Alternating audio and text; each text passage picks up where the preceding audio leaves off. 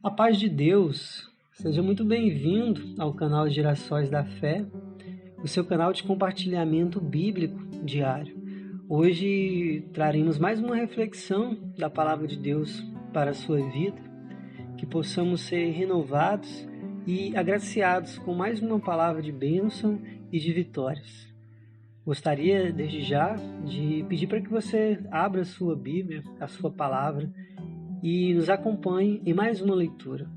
Se possível for, gostaria de pedir para você para que abra a Bíblia no livro de Lucas, capítulo 1, versículos 57 ao 66. Se for possível para você me acompanhar, poderemos ler o seguinte: O nascimento de João Batista. E completou-se para Isabel o tempo de dar à luz, e teve um filho. E os seus vizinhos e parentes ouviram que tinha um Deus usado para com ela de grande misericórdia, e alegraram-se com ela. E aconteceu que, ao 8º dia, vieram circuncindar o menino, e lhe chamavam Zacarias, o nome de seu pai. E respondendo sua mãe, disse: Não, porém será chamado João. E disseram-lhe: Ninguém há na tua parentela que se chame por este nome. E perguntaram, por acenos, ao pai como queria que lhe chamasse. E pedindo ele uma tabuinha de escrever, escreveu, dizendo: O seu nome é João. E todos se maravilharam. E logo a boca se lhe abriu e a língua se lhe soltou, e falava, louvando a Deus. E veio temor sobre todos os seus vizinhos, e em todas as montanhas da Judéia foram divulgadas todas essas coisas. E todos os que as ouviam as conservavam em seu coração, dizendo: Quem será, pois, este menino? E a mão do Senhor estava com ele. Eu gostaria de começar essa reflexão bíblica do dia de hoje, ressaltando exatamente o que se encontra já no primeiro versículo lido, no versículo 57, quando a palavra de Deus vai dizer que completou-se para Isabel o tempo de dar à luz. Uma gestação, para que ela possa ser bem sucedida, a maior parte das vezes ela necessita entre 7 e 8 meses a 9 meses de gestação. Em alguns casos, é possível que a criança, mesmo com pouco tempo de vida dentro do ventre da mãe, possa sobreviver a um processo médico, um procedimento médico, e ainda assim resistir, sobreviver e viver. Mas, de modo geral, há um processo natural que faz com que, dentro de um certo intervalo de tempo, completando-se, cumprindo-se a gestação, a criança possa vir a este mundo. A palavra de Deus vai dizer que há um tempo determinado para todas as coisas. E o que podemos perceber já neste versículo é que o tempo para Isabel de gestação chega finalmente ao fim, e ela pode então dar à luz e ter o seu filho João Batista em seus braços. Muitas vezes a vida nos coloca uma série de situações que precisam ser cuidadas como se fosse uma gestação. Projetos que Deus coloca nas nossas vidas e que demanda tempo, demanda paciência, demanda cuidados, demandam uma série de preparações. E não podemos nem devemos apressar esse processo, porque senão o parto, sendo prematuro, pode colocar em risco aquilo que está em vias de nascer. Assim como uma mulher que está grávida precisa ter essa paciência de contar semanas até que se finde esse período da gestação e ela possa enfim dar o parto, assim também devemos ter essa mesma paciência de esperar as coisas de Deus chegarem no tempo certo. Porque quando se completa as gestações das muitas coisas que Deus tem na nossa vida, Completando-se esse tempo, Deus nos abençoa, fazendo com que alguma coisa surja, dá-se à luz, para que possamos ser agraciados com a bênção esperada, com a bênção prometida. Isabel, ela deve ter vivido muito intensamente esse momento da gestação. Já era uma mulher de avançada idade, com a consciência de que até então era estéril, mas que vivia ali todo o milagre de Deus. Mas Isabel vai até o fim no processo da gestação, para poder ter finalmente nos seus braços o seu filho querido, esperado, prometido por Deus. E é interessante pensar porque quando Isabel finalmente tem o seu filho, todos os vizinhos e parentes podem então testemunhar do quanto Deus usou de misericórdia para com Isabel. E vendo a misericórdia de Deus sobre a vida de Isabel, essas pessoas passam a se alegrar com ela. Aqui podemos perceber duas coisas muito importantes também. A primeira é que, ao realizar esse milagre, ao cumprir a promessa que estava sobre a vida de Isabel, Deus faz com que as pessoas vejam a sua grandeza e o seu poder. E as pessoas, vizinhos e parentes daquela mulher, ficam completamente maravilhadas com o agir de Deus. Mas essas pessoas, além de ficarem maravilhadas com o fato de Deus ter cumprido aquela promessa, essas pessoas se alegram com Isabel. Nem sempre, ao vermos Deus abençoar a vida das pessoas mais próximas de nós nos alegramos com a felicidade alheia. Às vezes somos tomados por um espírito de inveja, de menos-valia. Às vezes questionamos a Deus porque esse outro foi agraciado e não nós. Porque esse outro recebeu uma bênção tão grande de Deus e não nós. Mas ali, vizinhos e parentes de Isabel preferiram olhar para os céus e ver a grandeza de Deus e se alegrar com Isabel. Aqui fala do amor, aqui fala da cumplicidade e aqui fala também de corações sinceros que viram a alegria de Isabel e quiseram partilhar dessa alegria com ela. Pessoas que, movidas de uma empatia muito grande, fizeram da felicidade alheia a sua própria felicidade. Aqui aprendemos muito. A palavra de Deus fala que nós devemos chorar com os que choram e nos alegrar com os que se alegram.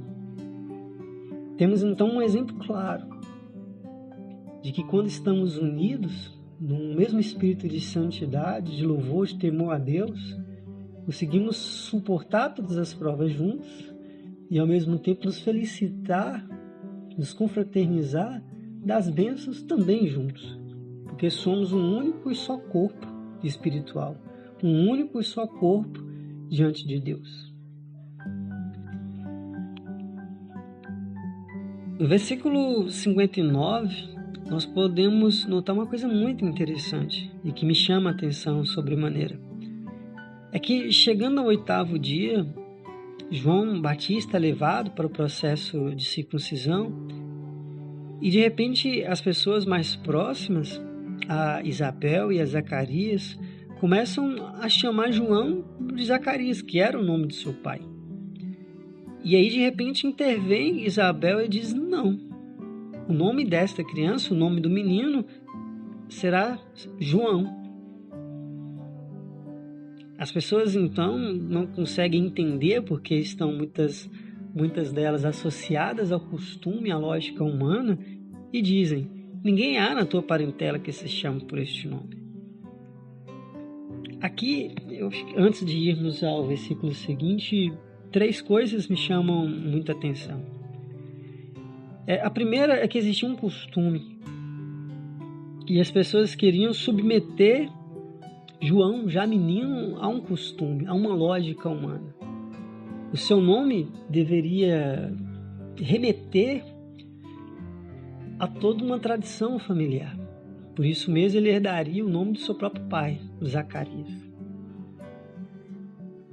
Mas desde a visita e a anunciação do nascimento de João pelo anjo Gabriel, foi dado um ordenamento a Zacarias de que a criança deveria chamar-se João. João ele vem à Terra não para cumprir os costumes, as tradições de sua família, mas para ser um profeta, um homem de Deus, um homem espiritual, capaz de realizar grandes obras, dádivas e anunciar também a chegada do Cristo. Daí a importância de João, desde antes de qualquer coisa, ser considerado como diferente em meio aos seus. E a partir do momento que ele recebe o nome de João, ele já se diferencia da tradição na qual ele estava inserido. As coisas de Deus, elas não respeitam a lógica humana, a cultura humana. As coisas de Deus são voltadas para o reino espiritual. Aprendemos aqui ainda nesse versículo 59 que as pessoas se esqueceram ou não sabiam, ou não consideraram que João era fruto de uma promessa e que ele já tinha um nome dado por Deus. Muitas vezes as pessoas querem se apropriar daquilo que foi dado por Deus a nós e colocar o nome que elas querem dar. Usar daquilo que Deus nos deu de acordo com suas próprias vontades. Mas intervendo sobre a ação deles, Isabel é muito sábia e diz: não, ele será chamado João.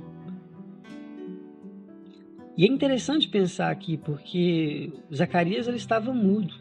Ele não podia falar, porque esse tinha sido o castigo e a prova que o anjo havia submetido ele, por ele ter duvidado da promessa de Deus, devido ao fato dele já ser velho em idade, a sua esposa também, e o fato dela ser estéril.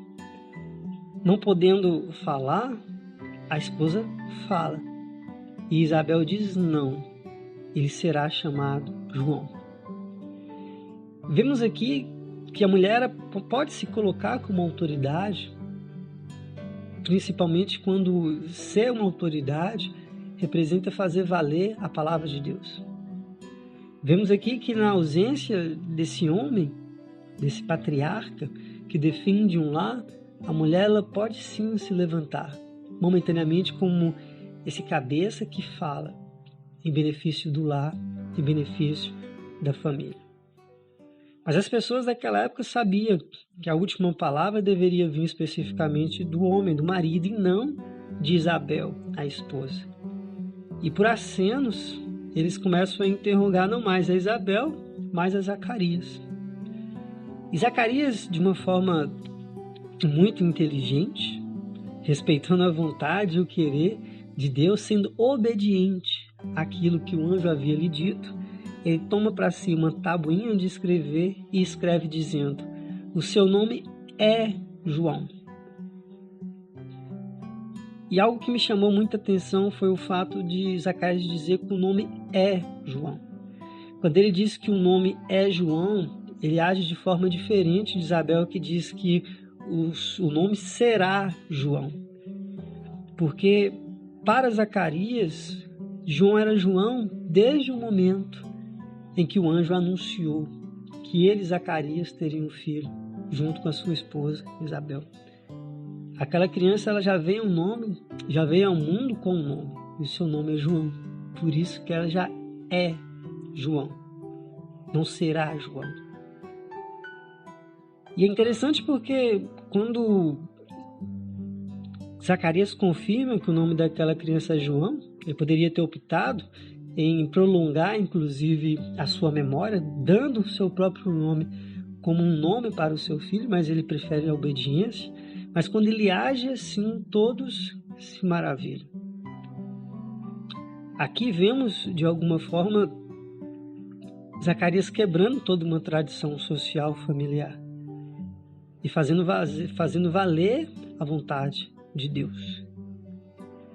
E quando ele se coloca em condição de escrever naquela tábua o nome de João, ali ele faz quase que simbolicamente um registro social de João, porque ele materializa por escrito o nome daquela criança.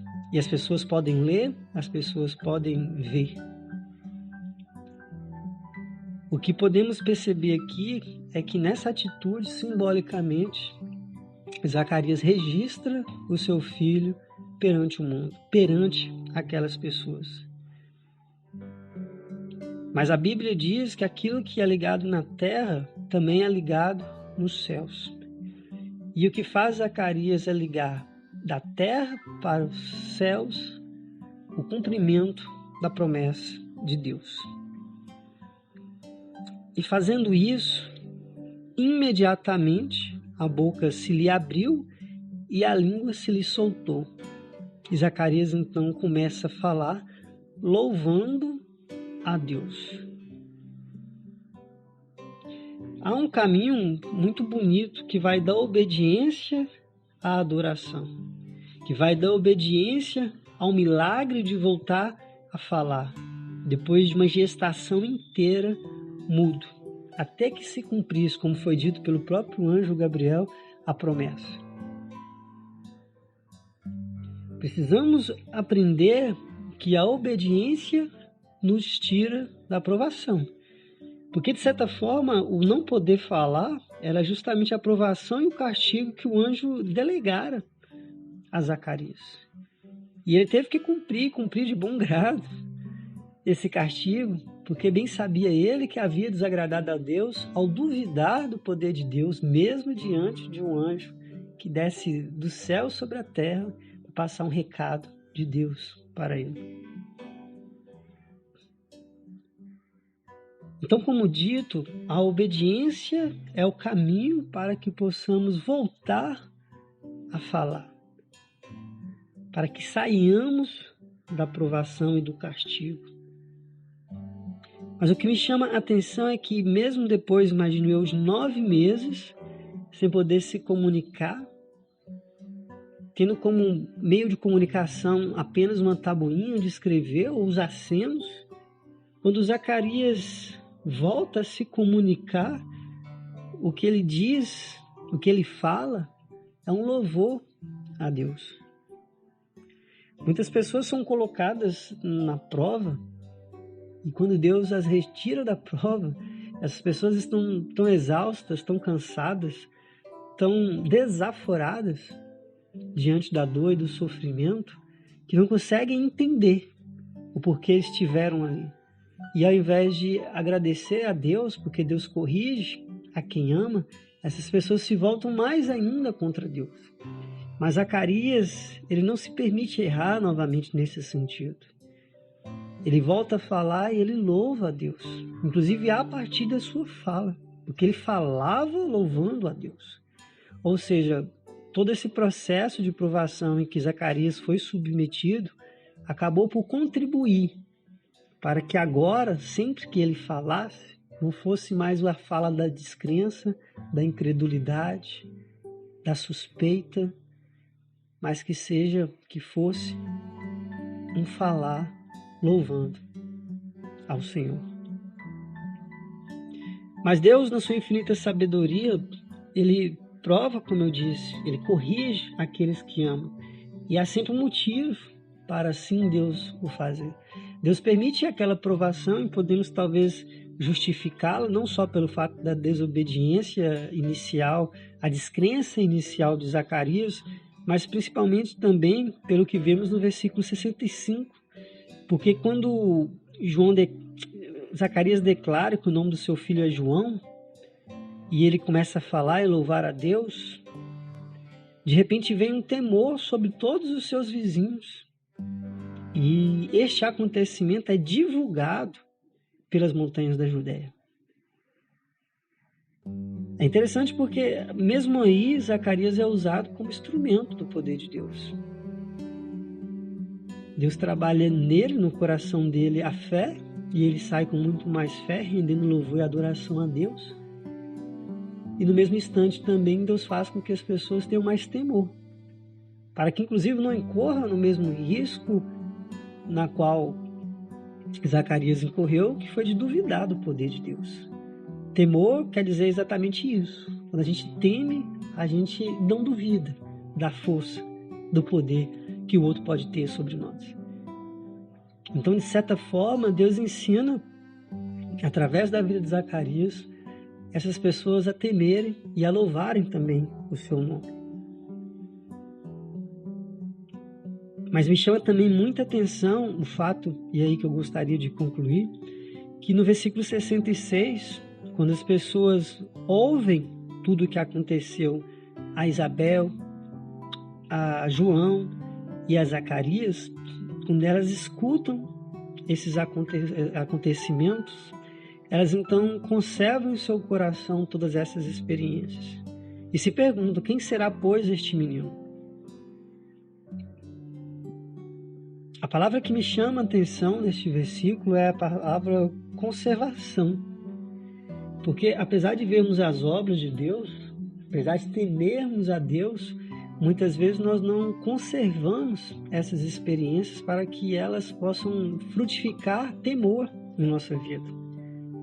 E essas pessoas não só ouviam o que tinha acontecido, mas elas guardavam em seus corações todos esses acontecimentos, de modo que a partir deles elas pudessem ter mais temor, se achegassem mais a Deus e buscassem compreender qual era o agir do Senhor sobre tudo aquilo que aconteceu.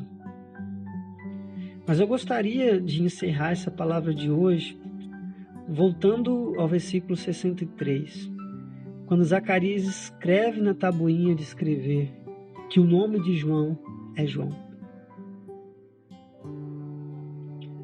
Porque para que o milagre fosse completo, faltava até ali apenas uma única coisa. O filho já tinha nascido, o anjo já havia visitado a Zacarias, a criança já tinha saltado de alegria na barriga de Isabel, o Espírito Santo já tinha tomado, inclusive, a esposa de Zacarias, a manifestação da glória de Deus já circulava dentro do lar, na vida, no corpo de Zacarias e de sua esposa. Mas era necessário algo para fechar aquilo que tinha sido dito pelo anjo, pelo menos neste primeiro momento. E o fechamento dessa primeira parte da promessa, onde inclusive a promessa pode começar, é quando João é chamado de João. Porque quando João é chamado de João, uma história começa. Há histórias que começam a partir de um nome. Para que o milagre pudesse acontecer, para que João fosse o profeta que ele viria a ser, existia um mistério muito profundo com o próprio nome dele.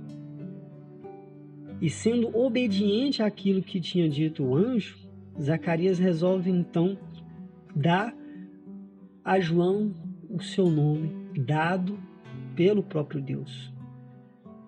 E quando ele faz esse registro, que ele liga entre os céus e a terra, e entre os céus e a terra, a determinação de Deus, então ali o milagre começa a se cumprir.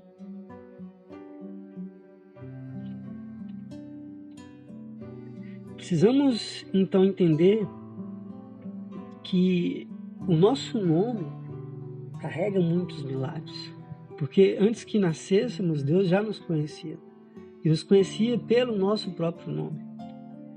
Há uma história que começa a partir do momento em que somos reconhecidos diante dos homens e reconhecidos diante de Deus.